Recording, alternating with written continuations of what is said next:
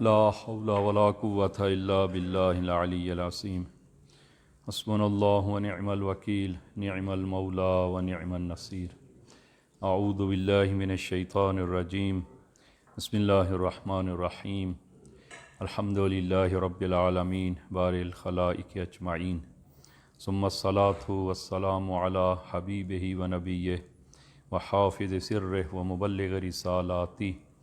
سیدنا و مولانا ابی القاسم محمد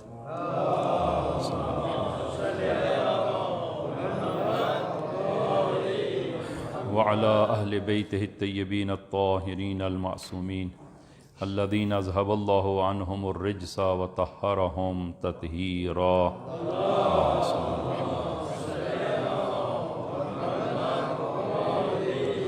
اللهم صل على محمد وآل محمد. اللهم كل وليك الحجة ابن الحسن صلواتك عليه وعلى آبائه في هذه الساعة وفي كل ساعة وليا وحافظا وقائدا وناصرا ودليلا وعينا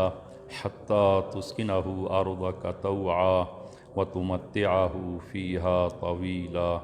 بحق محمد وآلہ الطاہرین. اما بعد قال اللہ تبارک و تعالی یا ایہا النبی قل لأزواجک وبناتک ونساء المؤمنین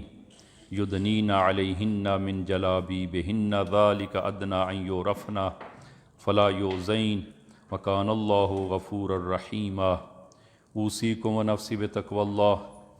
عزیزان، خطبہ اول میں اپنے آپ کو اور آپ عزیزان کو تقوی الہی کی وصیت کرتا ہوں کہ انشاءاللہ خداوند عالم یہ تقوی ہم سب کو عنایت فرمائے.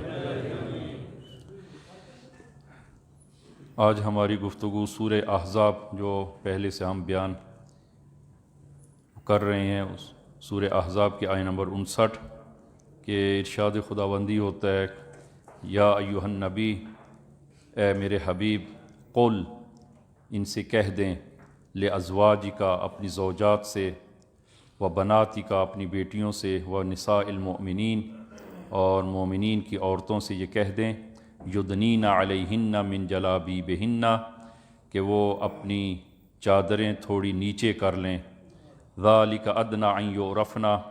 اور یہ امر ان کی شناخت کے لیے احتیاط کے قریب تر ہوگا. فلا یؤذین، اور کوئی انہیں اذیت نہ دے گا. وکان اللہ غفور الرحیم، اور اللہ بڑا معاف کرنے والا اور مہربان ہے. عزیزاً، یہ سورہ احزاب کی آیت نمبر 59 میں ایک اہم ترین موضوع کی طرف خداوند عالم نے صریحتاً اور واضح طور پر حکم کو بیان فرمایا، اور وہ حجاب اور پردے کے حوالے سے کہ اگرچہ یہ موضوع ہمارے ہاں اب آہستہ آہستہ اس کی اہمیت وہ کم کی جا رہی ہے، اور زمانے کے اس ترقی کرنے کے ساتھ ساتھ اس حکم الہی کو پورے طور پر فراموش کیا جا رہا ہے، لیکن یہ حکم خدا اور دین و اسلام کا یہ حکم اپنے مقام پر باقی ہے. اور جب تک یہ حکم باقی ہے ہم بھی موظف ہیں، اور ہمارا وظیفہ بھی ہے کہ اس حکم الہی کو ہم بیان کرتے چلے آئیں اور واضح طور پر اس حکم الہی کو بیان کریں کہ خداوند عالم نے اپنے حبیب سے فرمایا کہ اپنی زوجات سے، اپنی بیویوں سے، اپنی بیٹیوں سے، اور اسی طرح مومنین کی خواتین سے یہ کہہ دیں کہ وہ اپنے آپ کو چھپائیں، پردے کا خیال کریں اور پردہ کریں. اور یہ مسلمان عورت کے عنوان سے اگر ایسا کریں گی تو یہ مسلمان عورت کے عنوان سے یہ خواتین پہچانی جائیں گی، اور ہوسران اور شہوتران لوگ ان کی اذیت کے در پہ نہیں ہوں گے، اور وہ خواتین محفوظ ہو جائیں گی، اس لیے کہ انہوں نے وہ اپنی عفت کا اور حیا کا وہ لحاظ کیا ہے. عزیزان، یہ آیہ مبارکہ میں کلی طور پر ہماری گفتگو دو قسم کے افراد سے، کہ بعض افراد کہ جو البتہ آج ہماری گفتگو ساری کی ساری البتہ پردے کا حکم ایک مخصوص پردہ ہے خواتین کے لیے، اور مردوں کے لیے بھی ایک پردے کا حکم ہے، لیکن اس آیہ مبارکہ میں بطور خاص خواتین کے پردے کے حکم کو خداوند عالم نے واضح طور پر بیان فرمایا کہ بعض لوگ یہ خیال کرتے ہیں کہ شاید وہ پردے کے حوالے سے قرآن میں کوئی صریح وہ آیات نہیں ہیں، تو آج ہم انشاءاللہ وہ قرآن کریم میں 2 واضح طور پر آیات کے جس میں خداوند عالم نے خواتین کے پردے کا حکم کیا ہے اور پردے کو واجب قرار دیا ہے، وہ انشاءاللہ بیان کریں گے۔ تو 2 قسم کے خواتین کے جو بد حجاب یا بے حجاب ہیں، تو جو اہل نماز ہیں اور اہل عبادت ہیں، نماز بھی پڑھتی ہیں اور روزہ بھی رکھتی ہیں، قرآن کریم کی تلاوت بھی کرتی ہیں اور دین کے ان احکام کو وہ بجا لاتی ہیں، لیکن پردے کے حوالے سے وہ نہایت سست ہیں اور پردے کا خیال نہیں کرتی۔ شاید وہ ایک معاشرتی ماحول سے متاثر ہو کر یا خانوادگی تربیت کی وجہ سے وہ پردے کا خیال نہیں کرتی اور وہ بے حجابی یا بد حجابی کا شکار ہیں۔ یہ ایک گروہ۔ دوسرا گروہ کہ جو بے حجاب اور بے پردہ ہیں لیکن وہ کسی دین کو قبول نہیں کرتی، کہ خدا و رسول و قرآن جو ہے وہ اس کو قبول نہیں کرتی، ایسی خواتین اور ایسے معاشرے کے ساتھ گفتگو کا انداز اور ہے، ان کو کسی اور طرح سے وہ پردے کے حوالے سے ان سے گفتگو وہ کی جاتی ہے۔ لیکن چونکہ ہمارے معاشرے میں وہ سب وہ مسلمان ہیں، مومن ہیں اور نماز و روزہ و خدا و رسول پر ایمان رکھتے ہیں، لہٰذا ان کے ساتھ گفتگو کا دوسرا انداز ہے کہ بعض لوگ حتیٰ یہ کہتے ہوئے سنا ہے کہ اگر قرآن سے کوئی دلیل لے آئیں تو ہم قبول کریں گے، یا اہل بیت نے کہیں پر فرمایا ہو تو ہم ان کو قبول کریں گے۔ تو عزیزاً، قرآن کریم نے 3 قسم کے حجاب کا، 3 قسم کے پردے کا حکم دیا ہے، بطور خاص خواتین کو 3 قسم کے پردے کا حکم دیا ہے۔ ایک ہے حجاب پوششی، یعنی بدن کا وہ حجاب اور بدن کا پردہ، اور دوسرا ہے حجاب گفتاری، یعنی کلام اور گفتار میں حجاب، اور تیسرا ہے حجاب رفتاری، یعنی انسان اور خصوصاً خواتین کے عمل اور کردار اور ان کے انداز میں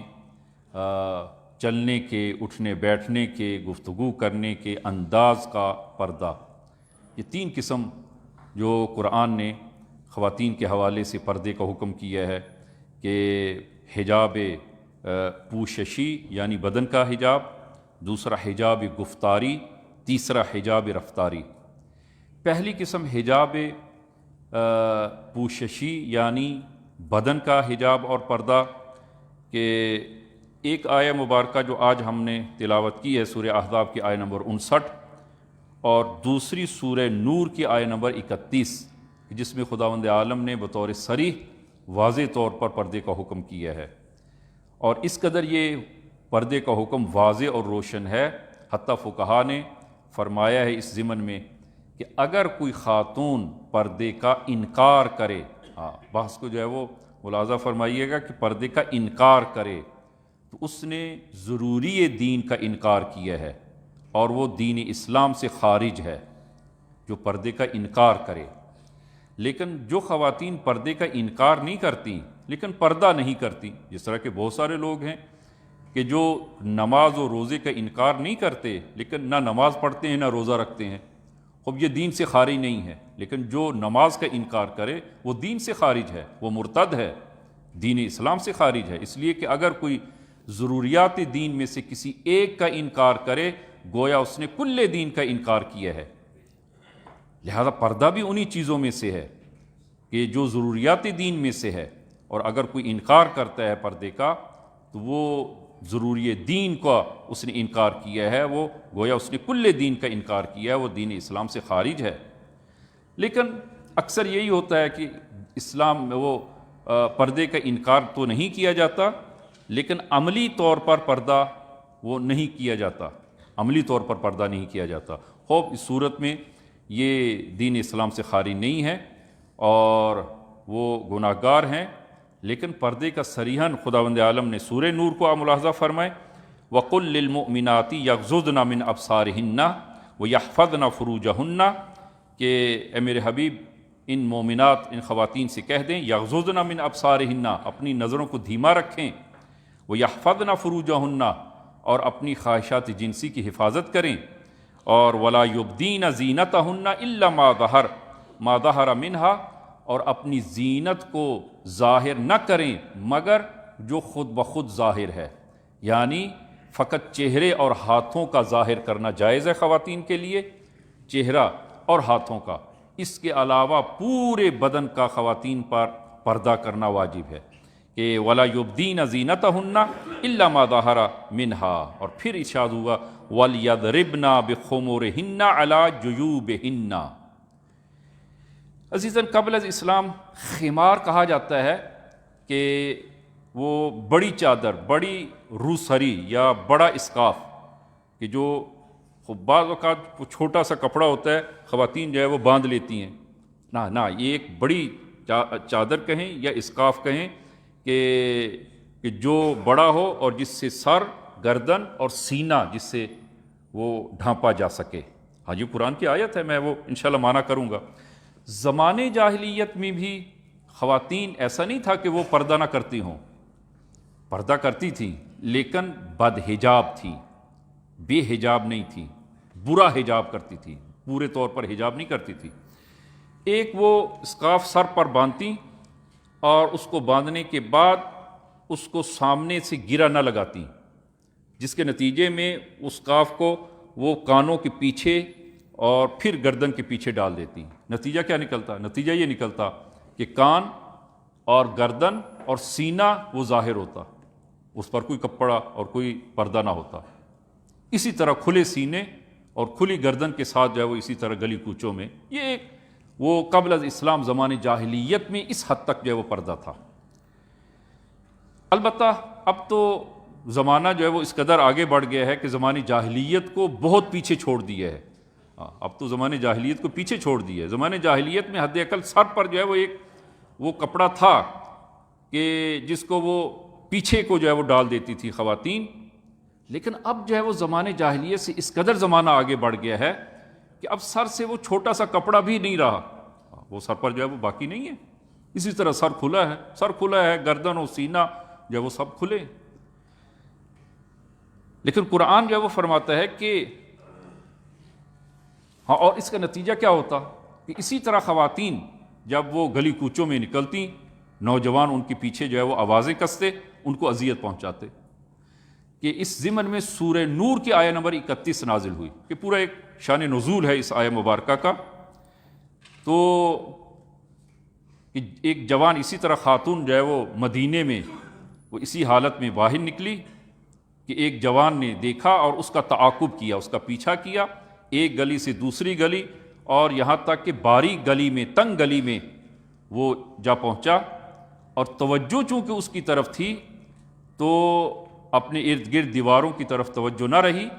تو دیوار میں کوئی ہڈی، کیونکہ گارا اور ہڈی مکس جو ہے وہ جسے دیواریں وغیرہ بناتے تھے، وہ ہڈی باہر نکلی تھی، وہ اس کے وہ چہرے پر اور سر اور چہرے پر لگی۔ جو ہی وہ ہڈی لگی، پورا اس کا چہرہ اور سینہ خون آلود ہو گیا۔ یہ جوان منصرف ہوا اور فوراً رسول خدا کی خدمت میں آیا اور اپنا پورا قضیہ بیان کیا۔ تو یہاں پر یہ آیہ مبارکہ سورہ نور کے آیہ نمبر 31 نازل ہوئی کہ فرمایا کہ نوجوانوں کو حکم بھی ہوا کہ مومنین سے کہہ دیں قل للمؤمنین یغضوا من ابصارہم، مومنین سے کہیں کہ اپنی نگاہوں کو دھیما رکھیں۔ اور پھر خواتین کو الگ مستقل حکم ہوا قل للمؤمنات یغضضن من ابصارہن، کہ یہ آیہ مبارکہ، اور اس آیہ مبارکہ میں فرمایا وَلْيَضْرِبْنَ بِخُمُرِهِنَّ عَلَى جُيُوبِهِنَّ۔ وَلْيَضْرِبْنَ کہ قرآن میں جناب فخر رازی جو اس کا معنی کرتے ہیں کہ قرآن میں یہ حکم نہیں ہوا کہ خواتین کو خداوند عالم نے یہ نہیں فرمایا کہ وہ اپنی چادریں اپنی سینوں پر ڈال لیں، نہ، بلکہ فرمایا وَلْيَضْرِبْنَ، ضَرَبَ يَضْرِبْنَ ضَرَبَ سے ہے، ضَرَبَ کا معنی ہوتا ہے مارنا، اور قرآن نے یہ تعبیر اختیار کی ہے وَلْيَضْرِبْنَ، اور یہ لفظ وہ استحکام اور شدت اور استحکام کے معنی میں استعمال ہوتا ہے، یعنی شدت اور محکم پردہ کریں، صرف پردہ نہ کریں، محکم۔ وَلْيَضْرِبْنَ بخمورہن، خمار کہا جاتا ہے، معنی جس طرح عرض کیا ہم نے کہ ایک بڑا اسکاف، کہ ایک بڑا اسکاف لیں، علی جیوبہن، جیوب کہا جاتا ہے سینے کو، یعنی یہ اسکاف اتنا بڑا ہو کہ خاتون کا سینہ اس سے چھپ جائے، وہ سینے کے اوپر آ جائے۔ خوب جب سینے کے اوپر آئے گا یعنی سر اس کا وہ ڈھانپا ہوگا، گردن اور سینہ جو ہے وہ اسی پردے کے ساتھ وہ ڈھانپا ہوگا۔ وَلْيَضْرِبْنَ بِخُمُورِهِنَّ عَلَى جُيُوبِهِنَّ، اور یہ حکم جو ہے وہ حکم وجوبی ہے، ایسا نہیں ہے کہ حکم جو ہے وہ ایک استحبابی اور وہ اس معنی میں جو ہے وہ وَلْيَضْرِبْنَ، یہ حکم وجوبی ہے کہ خواتین پر واجب ہے کہ وہ اس طرح وہ پردہ کریں کہ جس سے ان کا سر، ان کی گردن، ان کا سینہ وہ اس خمر کے ذریعے، خمار کے ذریعے وہ ڈھپ جائے۔ یہ ایک آیا۔ دوسری آیہ مبارکہ سورہ احزاب کی، آج جو ہم نے آیت تلاوت کی، سورہ احزاب کی آیہ نمبر 59، یا ایھا النبی، اے میرے حبیب ان سے کہہ دیں، کل ازواجک و بناتک و نساء المؤمنین یدنین علیہن من جلابیبہن، یہ ان تمام خواتین سے کہہ دیں، امہات المومنین سے بھی کہہ دیں اور بیٹیوں سے بھی کہہ دیں اور مسلمان اور مومنین کی خواتین سے بھی یہ کہہ دیں کہ جب وہ باہر نکلیں تو کیا کریں، یدنین علیہن من جلابیبہن۔ جلابیب لغت میں کہا جاتا ہے الثوب الواسع، ایک بڑا کپڑا، الثوب الواسع، ایک بڑے بڑے کپڑے کے ذریعے وہ پردہ کریں، بڑے کپڑے کے ذریعے پردہ کریں۔ لہٰذا کہ ایک جگہ پر قرآن نے وہ جلباب کہا ہے، دوسری جگہ پر قرآن نے یعنی وہ خمار سے اور وہ خمار کے ذریعے جو ہے اس مطلب کو جو ہے وہ بیان کیا، اور پھر فرمایا ذالک ادنیٰ ان یعرفن، اور یہ چیز باعث بنے گی کہ یہ خواتین، مسلمان خواتین پہچانی جائیں۔ جب خاتون اس طرح پردہ کر کے گھر سے نکلے گی تو دیکھنے والا پہچان لے گا یہ وہ مسلمان خاتون ہے، اور یہ ایک آزاد خاتون ہے، ایک با کرامت خاتون ہے، اور با حجاب اور با کردار خاتون ہے، با کردار خاتون کے عنوان سے پہچانی جاؤ گی۔ تو آپ ملاحظہ فرمائیں کہ رسول گرامی اسلام کہ جب ام المومنین حضرت عائشہ کے ساتھ ازدواج شادی کی تو جناب حضرت عائشہ کی چھوٹی بہن اسماء وہ گھر میں آتی ہیں، رسول خدا کی خدمت میں آتی ہیں، اور وہ لیکن وہ کوئی نازک لباس پہنا ہوا تھا، جناب اسماء نے نازک لباس پہنا ہوا تھا کہ جو ہی جو ہے وہ گھر میں داخلی اور رسول خدا نے دیکھا ایک نازک لباس بدن پر ہے، رسول گرامی اسلام نے فوراً اپنا رخ موڑ لیا، عزیزاً ہمارے معاشرے میں اصلاً وہ محرم و نامحرم کی اصلاً کوئی قید نہیں ہے، کوئی انسان جو ہے وہ انسان کی کزن، خالہ زاد، پھپھی زاد، ماموں زاد، خوب یہ بہنیں ہیں، عزیزاً بہنیں نہیں ہیں، وہ ایک بہنوں کا درجہ جو ہے وہ دیا جاتا ہے لیکن غیر محرم ہے۔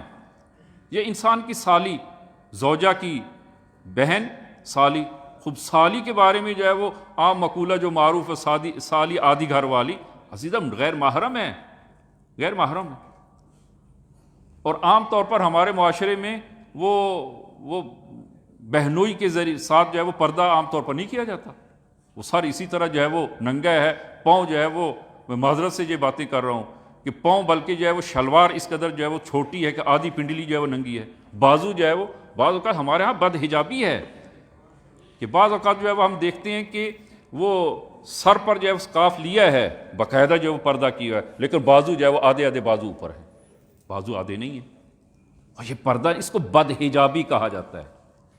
بے حجابی نہیں ہے، بد حجابی ہے۔ اور سالی جو ہے وہ گھر میں اسی طرح، یہ بہنوئی بھائی ہے،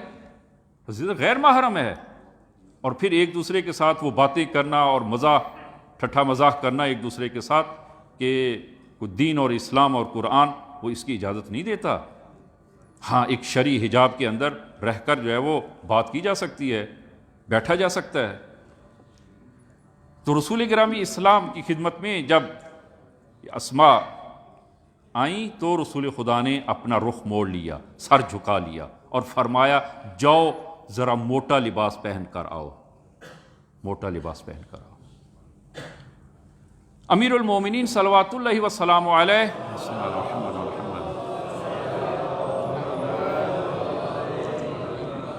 اور اس حدیث کو آپ ملاحظہ فرمائیں، فرمایا کہ من رقا ثوبہ رقا دینہ، جس کا لباس رقیق ہے، رقیق کہتے ہیں نازک، باریک، کہ جو بدن نما ہو، جس سے وہ اندر بدن ظاہر ہو، جس سے بدن ظاہر ہو، باریک کپڑے۔ اور اب جو ہے وہ بعض کا خواتین کے جو ہے وہ کپڑے جو ہے وہ ایسے ہیں، خصوصاً گرمیوں میں کپڑے ایسے ہیں کہ جو پورے طور پر جو ہے وہ بدن وہاں سے نیچے سے جو وہ ظاہر ہوتا ہے۔ امیر المومنین فرماتے ہیں من رقا ثوبہ رقا دینہ، جس کا لباس رقیق اور نازک ہے اس کا دین بھی نازک ہے، اس کا دین بھی نازک ہے۔ اور اس حدیث کو آپ ملاحظہ فرمائیں، عجیب ہے یہ حدیث جو ہے وہ رسول گرامی اسلام سے، فرمایا صنفان من اہل النار، دو قسم کے گروہ اہل جہنم ہیں، لم اراہا، اور اس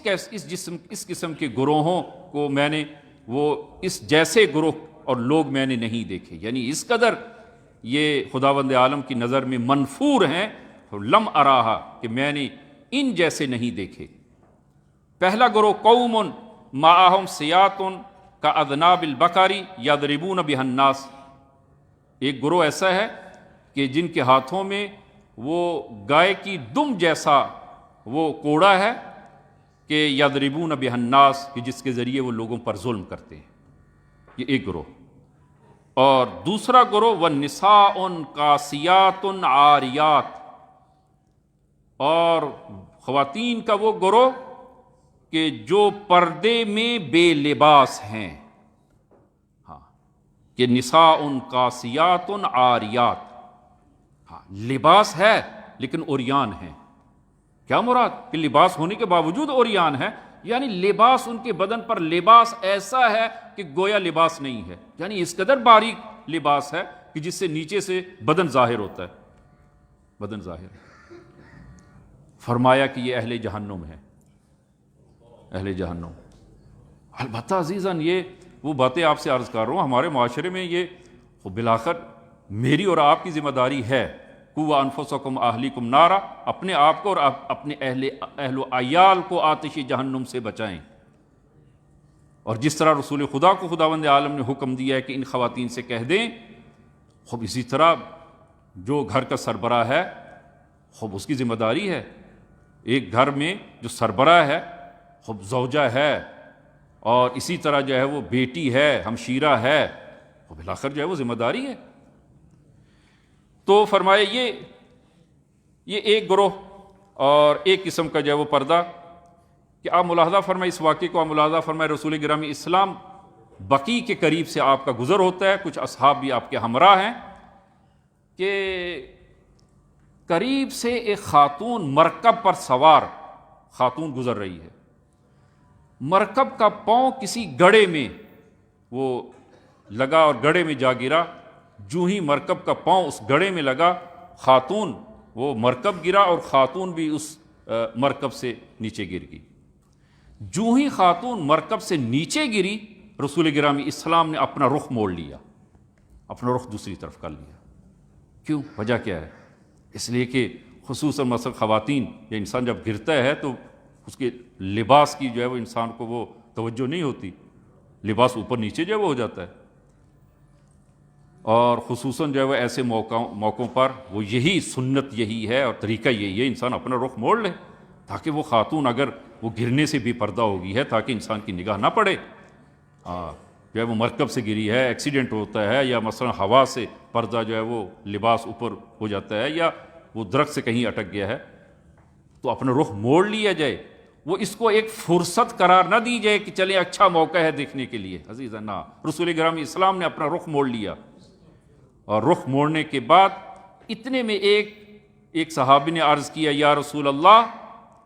کہ سراویل یا رسول اللہ، اس کی شلوار دیکھیں کہ اس کی شلوار بہت کھلی ہے کہ جس سے بدن ظاہر ہو رہا ہے، کیونکہ لباس اگر بہت کھلا ہو تو تب بھی جو ہے وہ اس سے بدن ظاہر ہوتا ہے، اور لباس اگر بہت تنگ ہو تو اس سے بھی وہ بدن ظاہر ہوتا ہے، بدن نما۔ لباس ایسا ہونا چاہیے کہ کہ جس سے بدن وہ ڈھانپا جا سکے۔ جو ہی رسول گرامی اسلام نے اس کی بات سنی تو رسول گرامی اسلام فرمایا علیکن بالسراویل، علیکن، خواتین پر ضروری ہے کہ ایسی شلوار اور ایسا لباس پہنے کہ جس سے پردہ ہوتا ہو، جس سے پردہ ہوتا ہو۔ خوب عزیزاً، یہ ایک قسم ہے حجاب کی، حجاب پوششی، بدنی لباس، بدنی حجاب، جس کو قرآن نے جو ہے وہ ذکر کیا ہے۔ دوسری قسم ہے کہ وقت نہیں ہے کہ میں بیشتر جو ہے وہ عرض کروں کہ یہ 3 قسمیں جو ہے وہ یہ میں بیان کر سکوں۔ دوسری قسم ہے حجاب گفتاری۔ حجاب گفتاری یعنی گفتار میں، بات کرنے میں حجاب ہونا چاہیے، اور بہت ساری خواتین ایسی ہیں کہ جن کی زبان میں، کلام میں اور گفتار میں وہ حجاب نہیں ہے، پردہ نہیں ہے۔ 2 طرح سے خواتین 2 طرح سے بات کر سکتی ہیں، البتہ مردوں کے لیے بھی ہے، مردوں کے لیے بھی ہے نا یہ حکم ہے، لیکن بطور خاص خواتین کے لیے یہاں حکم ذکر ہوا ہے۔ ایک مرتبہ خاتون گفتگو کرتی ہے، اس کی گفتگو میں خضوع ہے، ناز و نخرہ ہے، ناز و نخرہ ہے، ناز و نخرے سے وہ بات کرتی ہے، اور اس کا اثر کیا ہوتا ہے کہ جن کے دلوں میں بیماری ہے، جن کے دل مریض اور بیمار ہیں، وہ بیمار دل، ان کی طرف وہ کشش پیدا ہوتی ہے۔ جو خواتین ناز و نخرے سے بات کرتی ہیں وہ دوسرے الفاظ میں وہ غیر محرم کو اپنی طرف جذب کرتی ہیں، اپنی طرف مائل کرتی ہیں۔ اسے مائل ہوتا ہے غیر محرم، جذبات ابھرتے ہیں۔ دوسری قسم ہے کہ جس کو آپ کہیں گفتار معروف۔ گفتار معروف یعنی عام معمولی گفتگو کرنا، معمولی گفتگو عام، جس میں ناز و نخرہ نہ ہو،